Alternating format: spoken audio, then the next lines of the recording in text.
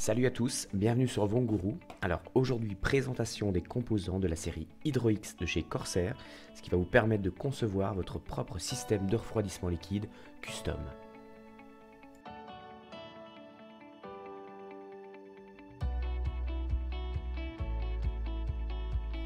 Corsair a profité de l'édition 2019 du Computex pour lancer une nouvelle gamme de composants dédiés au refroidissement liquide, et ces composants vont vous permettre de créer votre propre boucle de refroidissement liquide personnalisée.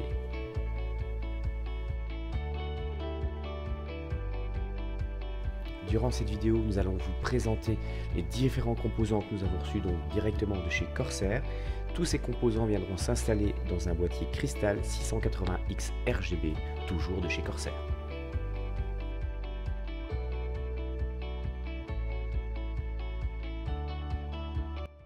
Alors, nous allons débuter cette présentation avec la pièce maîtresse de votre système de refroidissement liquide, c'est-à-dire le Waterblock XC7 RGB.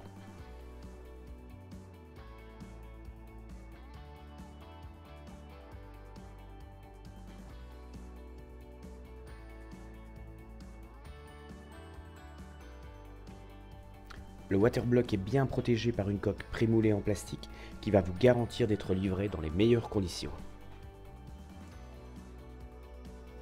On retrouve tout d'abord le manuel d'installation, qui va vous permettre d'installer le Waterblock en fonction de votre socket. Un guide de garantie et donc les différentes pièces, différents éléments de notre Waterblock.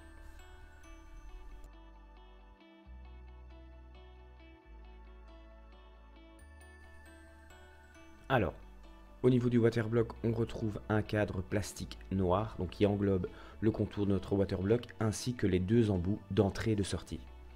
On retrouve aussi le petit logo Corsair qui sera rétroéclairé. Une fois la coque plastique de protection retirée, on va découvrir sur la base du Waterblock une pâte thermique pré-appliquée en forme d'alvéole. Alors, comme vous pouvez le voir, il est très facile de changer le système de fixation. Donc, le Waterblock est compatible dans un premier temps avec le socket Intel LGA 1150, 1151, 1155, ainsi qu'avec le socket AMD AM4.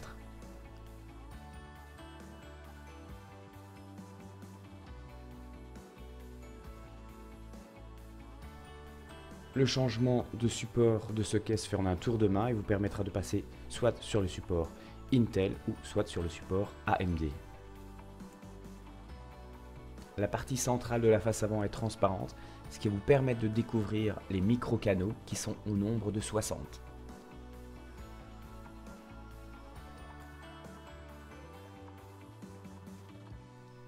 Enfin, pour terminer, la plaque arrière, donc celle qui vient se placer à l'arrière de votre carte mère et qui vous permettra de placer les 4 vis qui maintiendront votre Waterblock sur le processeur.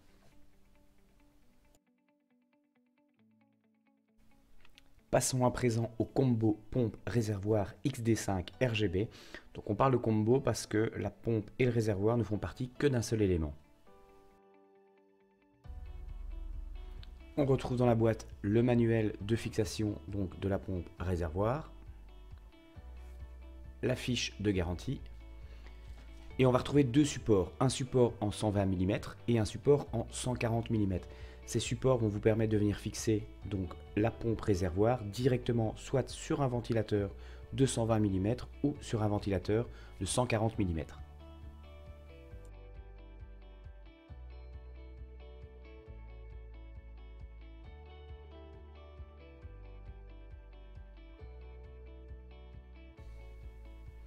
Plusieurs sachets de vis sont disponibles à utiliser en fonction de l'emplacement et de la position de votre XD5.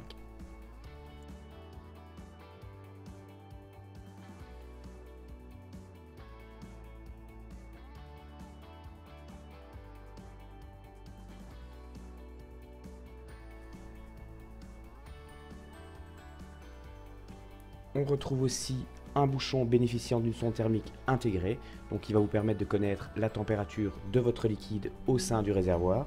Celui-ci pourra être connecté au Commander Pro, dont je vous parle en détail un peu plus loin dans la vidéo.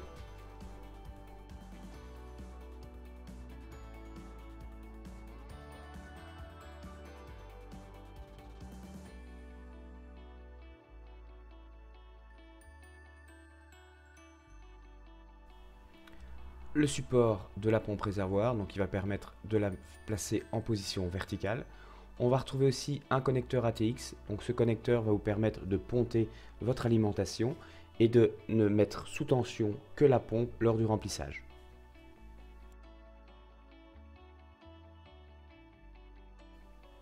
Enfin, le combo réservoir-pompe. Donc comme on peut le voir, la pompe se trouve dans la partie basse. Elle bénéficie de 4 entrées-sorties.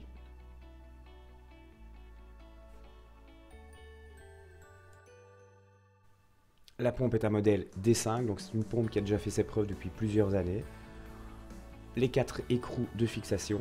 Alors ce qui est assez particulier, c'est que sur le dessus du réservoir, on va retrouver le même design, donc le même look que celui du waterblock de notre CPU.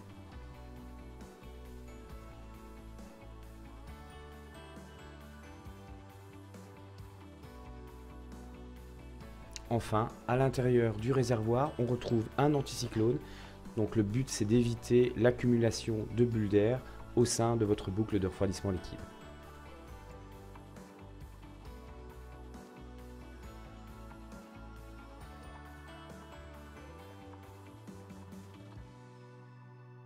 Le radiateur XR7 360. Donc comme je vous l'ai dit dans l'article, il existe deux séries de radiateurs chez Corsair, la série XR5 et la série XR7. La seule différence entre les deux séries, c'est l'épaisseur du radiateur. Donc comme on peut le voir sur notre XR7, elle est de 54 mm et sur la série XR5, elle est de 30 mm.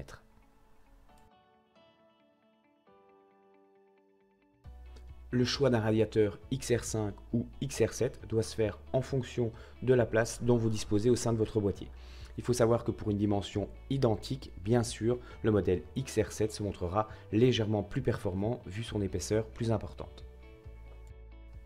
On retrouve les différentes vis, donc qui vont vous permettre de fixer le radiateur dans votre boîtier, mais aussi les ventilateurs sur votre radiateur.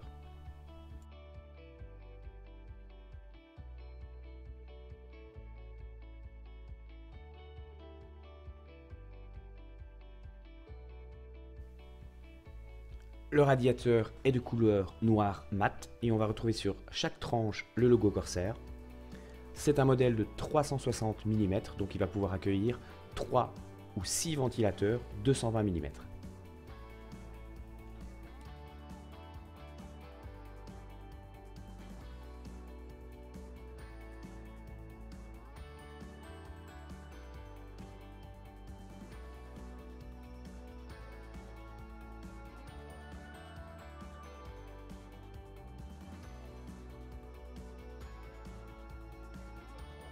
Passons à présent au waterblock GPU, donc qui va permettre de tenir au frais notre Asus RTX 2080 Ti Strix OC, donc qui est le modèle XG7 RGB.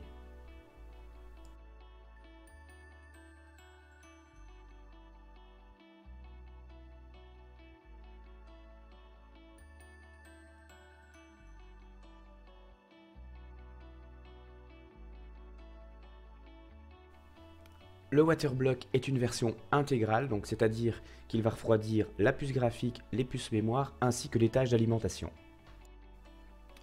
La partie centrale transparente permet de dévoiler la zone en contact avec la puce graphique.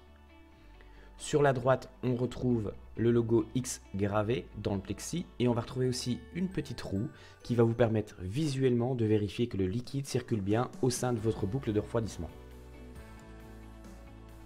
Ceux qui ont eu la chance d'avoir entre leurs mains des barrettes mémoire de la série Dominator vont se rendre compte directement que le design donc, du support entrée-sortie de waterblock est identique à celui des barrettes mémoire Dominator.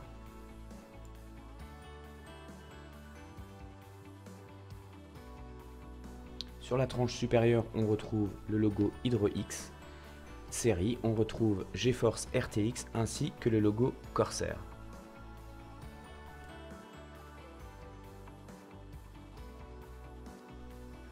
Sur la face arrière, on peut voir que la partie en contact avec le GPU dispose déjà d'une pâte thermique préinstallée. On va retrouver aussi les pattes thermiques donc, qui seront en contact avec les puces thermiques ainsi qu'avec les tâches d'alimentation qui sont déjà eux aussi préinstallés. On retrouve le câblage pour le système RGB donc, qui viendra aussi se connecter au Commander Pro.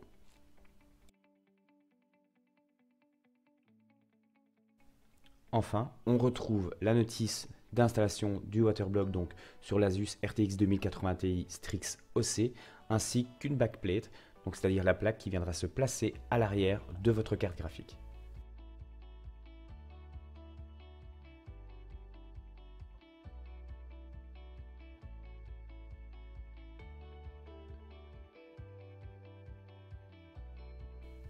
Passons à présent aux 3 ventilateurs LL120 RGB qui viendront prendre place sur le radiateur XR7 de 360 mm.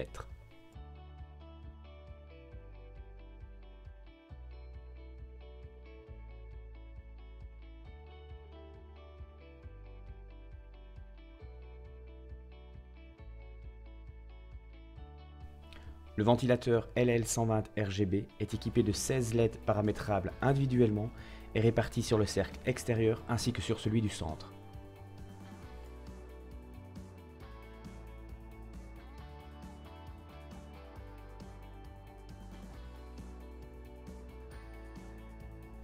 On retrouve 2 connecteurs, l'un pour la gestion de la vitesse du ventilateur, l'autre pour le rétroéclairage RGB. Ces 2 câbles viendront prendre place sur le Commander Pro. Enfin, de part et d'autre du ventilateur, on retrouve 4 pads en caoutchouc dont le but est de réduire les nuisances sonores et éviter ainsi les vibrations.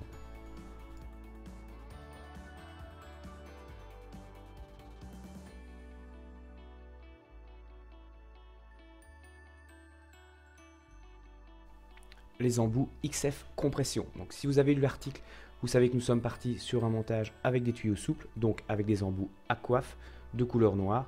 Il faut savoir que Corsair propose 4 types de couleurs, or, chrome, noir et blanc.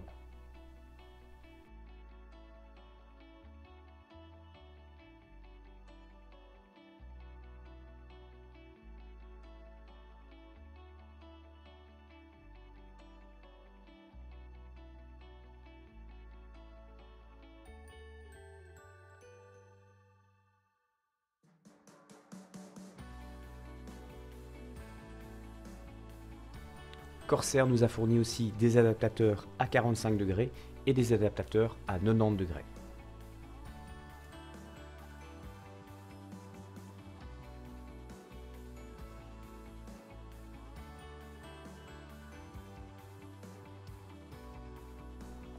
Il est maintenant temps de vous parler du fameux Commander Pro dont je vous parle depuis le début de cette vidéo.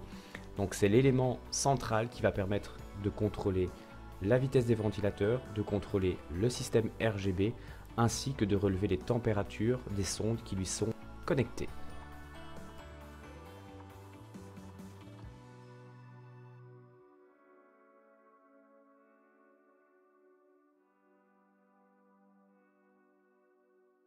On retrouve les emplacements pour les sondes de température, 2 emplacements USB, les emplacements sur l'autre face pour les ventilateurs ainsi que pour le système de rétroéclairage RGB. Sur l'extrémité, on retrouve un câble d'alimentation SATA ainsi qu'un port USB. Le port USB va vous permettre de communiquer avec le logiciel EQ et donc ainsi de paramétrer vos ventilateurs ainsi que le système de rétroéclairage RGB.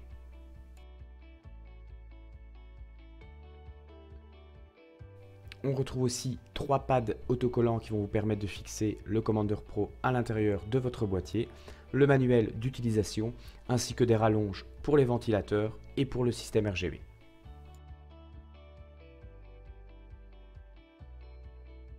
Corsair nous a aussi fourni 4 bandes RGB LED, donc des bandes de LED que vous pourrez venir fixer et installer à l'intérieur de votre boîtier selon votre envie ou selon vos besoins.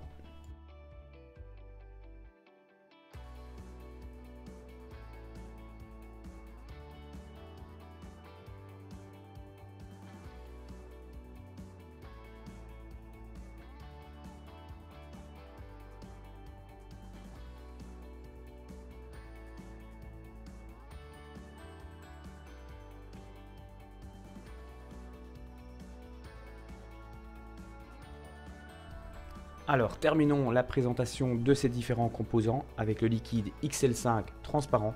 Donc, de notre côté, on a opté pour un liquide transparent, mais sachez que Corsair fournit aussi le liquide en rouge, vert, bleu et mauve. Il ne nous reste plus qu'à remercier Corsair France pour la mise à disposition de tous ces composants. Vous inviter à nous laisser un petit pouce vers le haut si vous avez aimé cette vidéo, vous abonner à la chaîne et l'on vous donne rendez-vous très bientôt pour découvrir l'installation de ces différents composants au sein du Crystal 680X RGB.